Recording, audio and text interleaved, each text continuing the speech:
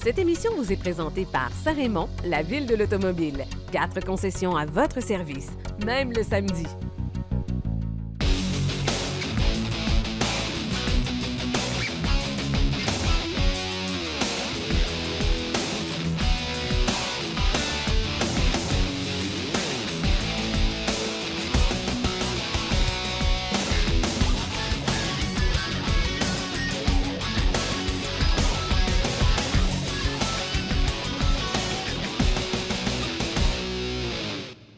Bienvenue à Virage. Aujourd'hui à l'émission, nous allons vous présenter plein de choses. Une émission fort diversifiée pour vous. On va vous parler de Porsche qui s'en va vers l'électrification. Marc Bouchard était sur place. On en parle un petit peu plus tard à l'émission. On va aussi vous présenter la Toyota Corolla que nous avons en studio. Jacques, bienvenue, est arrivé avec. J'ai hâte d'avoir les commentaires de Jacques sur cette voiture. On va aussi vous présenter la Kia Forte.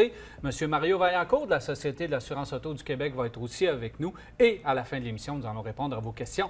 670-9078, poste 230 ou encore virage@telemac.tv ou via notre Facebook. C'est les façons de nous poser vos questions. Messieurs, bonjour. Salut, Annette. Ça va bien? Ben oui, merci. Oui, En pleine forme? Le faux? Marc, tu n'as pas le droit de nous parler de ton sujet. Je sais que tu es allé avec Porsche à quelque part. Tu vas nous en parler un petit peu plus tard. Porsche s'en va dans la voiture électrique. Ouais, ça va être la partie de Jet Set de l'émission.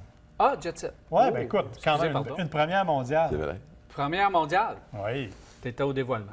exactement. Donc, on en parle un petit peu plus tard. Jacques, nous avons en studio la Toyota Corolla, Oui. une voiture qui a été complètement transformée.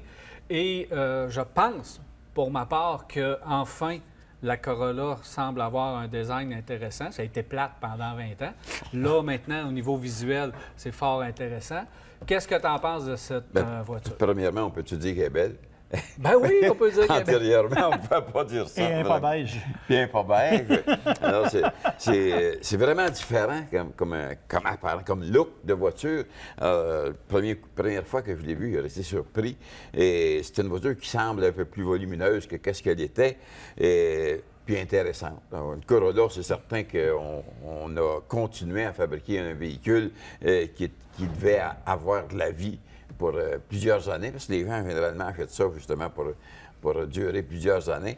Corolla, on continue en ce sens-là, selon moi. Alors, l'apparence du véhicule, ce que vous voyez, c'est totalement changé. Le pare-choc en avant, qui est assez... Massif. Oui, est assez massif. Mais c'est une belle voiture, une voiture agréable. Bien, on l'a premièrement, il y a trois moteurs, trois motorisations. C'est 1.8, mais il y a un 1.8 hybride. Parce que quand on va parler de performance maintenant, chez Toyota, on va parler de hybride, puis ça se traîne passablement, une Corolla hybride. Si je me permets, quand on a participé à un événement Toyota, on a même été appelé à faire une course d'accélération Ben oui. Alors, entre la Corolla traditionnelle et la Corolla hybride. C'est vrai. Évidemment, sur une courte distance, la hybride littéralement mangeait l'autre sans aucune hésitation. La hybride a vraiment beaucoup plus de couple, sauf qu'au bout de l'accélération, les deux se rattrapaient assez facilement. C'est ce que je préfère, parce qu'au lieu d'avoir une petite motorisation turbo et d'incorporer un turbo, on a déjà le système hybride qui fait à peu près le même travail. Pourquoi pas l'utiliser? Absolument. Exactement. Absolument. Alors, le véhicule qu'on a ici en main, mais c'est le XSE. Ouais. Alors, c'est le modèle sport, si on veut, chez Toyota. Ma vision d'une voiture sport et la vision de Toyota diffèrent beaucoup. Ouais, hein? Oui. Mais c'est une belle voiture. C'est une belle voiture aussi intérieurement, au niveau des sièges, etc. Design, tout ça, c'est beaucoup plus joli que c'était.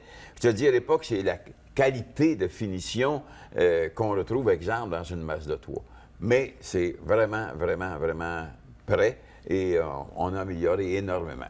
Mais maintenant, on vend cette voiture-là pour un 5 places. Je peux te dire que celle qu'on a ici, là, celui qui va s'asseoir au centre en arrière, là, il est large de même, puis il n'est pas long.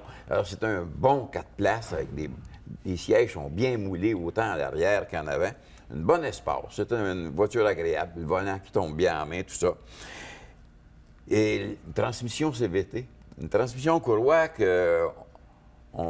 ils ont installé un système d'embrayage qui fait qu'on part comme en première vitesse et que rapidement on tombe avec une transmission courroie qui s'entend. Je peux dire qu'on entend surtout le moteur, c'est grogneux à l'intérieur, c'est pas tellement silencieux, mais c'est une voiture qui est confortable, avec une suspension molle, une suspension, même si c'est sport, on Faite appelle pour ça. le Québec. On appelle Ben, tellement bien adapté pour nos routes québécoises, nos trous, nos bosses.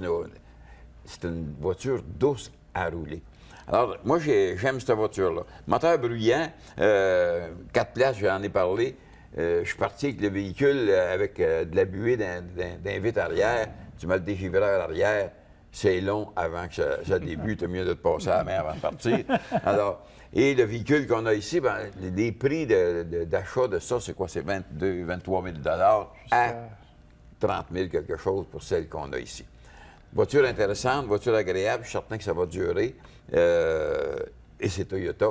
Et l'économie, bien, la voiture que je roule ici, je suis pas dur, moi, là-dessus. Je prends le temps d'accélérer, je prends le temps de freiner, etc.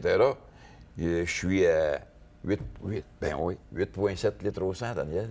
ça, c'est beaucoup, Je par exemple. m'attendais à un peu mieux que ça. Un peu Ben, tu mieux. vois, Je m'attendais dans Toyota le 7 quelque chose. Toyota annonce 7,3 en théorie, Ouais. là, sur leur fiche technique. Alors, Donc, 8,7, c'est 1,5 litres de plus. Il faudrait C'est que je énorme. fasse plus de grandes routes pour aller vraiment chercher l'économie. Il se fait mieux que ça, par exemple, chez Volkswagen.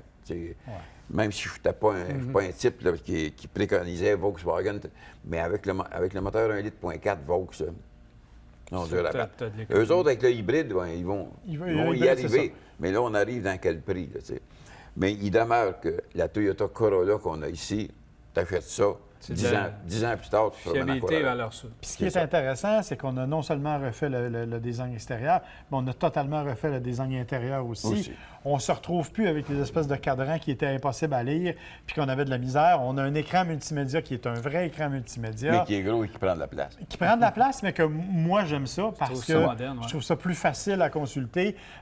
Honnêtement, on vise vraiment une clientèle beaucoup plus jeune avec cet intérieur-là. Et je pense que c'est bien réussi de ce point de vue-là parce que Corolla, malheureusement, comme c'était un peu ennuyant, fait que la clientèle vieillissait. là- On essaie de rajeunir un peu. Ben, je pense que c'est ça que Toyota voulait et ils ont réussi pas mal dans ce sens-là. Puis là, Bien, ils ont rajeuni le véhicule d'un bout à l'autre. Oui. Et Total. je pense que du côté de chez Toyota, on ne pousse pas assez la version hybride. Parce que oui, la XSA comme ça, c'est un beau look, un beau style et tout ça, mais tu es dans les mêmes prix que la version hybride. Et là, la version hybride, tu vas jouer autour du 5 litres ou 100 km. Tu as de l'économie, puis tu as la performance qui va avec. Puis tu peux avoir hybride aussi avec un petit ensemble sport. Absolument. Donc, c'est peut-être la version qu'il faut privilégier pour la Corolla. Le RAV4, c'est la même affaire. On y va aussi avec la version hybride, Ah. qui est la version la plus intéressante comparativement à la version régulière. Donc, on veut pousser et on a réduit l'écart de prix entre la version hybride et la version régulière.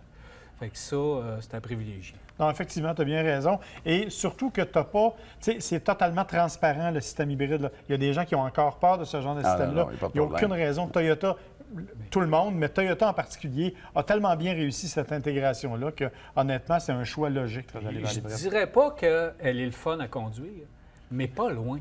Comparativement à ce que c'était avant, là, Ben là. la version XSA avec des pneus un peu plus sport, ça colle, ça tient, ce que la Corolla n'a jamais fait de sa vie. Fait que là, au moins, on a une voiture qui est plus le fun à conduire comme jamais. Alors, avec la fiabilité, la grosse valeur de revente, sont encore dans le marché et heureusement, bon, on garde les véhicules traditionnels encore un peu chez Toyota alors qu'on est en train de les abandonner partout. Absolument. Mais Civic, Mazda 3, Corolla, bien là, maintenant, il faut aller les essayer les trois pour faire son choix. Là. Effectivement. Et ils ont chacun leur personnalité. Mais ce que je trouve intéressant, c'est que malgré tout, la Corolla, comme Jacques l'a dit, ils ont adapté les suspensions vraiment à quelque chose, à une clientèle qui ils voulaient pas. Ils n'ont pas voulu faire peur à personne. Là. Ils ont gardé quand même une personnalité qu'ils avaient. Et ça, c'est une bonne chose. Mais je suis surpris parce qu'il y a des roues 18 pouces là-dessus. Et c'est confortable. Alors que certains autres véhicules dans la concurrence, exemple, ils ont des 18 pouces et tu sais que tu as cogne. des 18 pouces. tu sais. Ça cogne. Ouais. Merci, messieurs. On se reparle un peu plus tard. Plaisir. Plaisir. Alors voilà, on s'arrête pour une pause et au retour, M. Mario Vaillancourt va être là, ainsi que la Kia Forte. On vous la présente.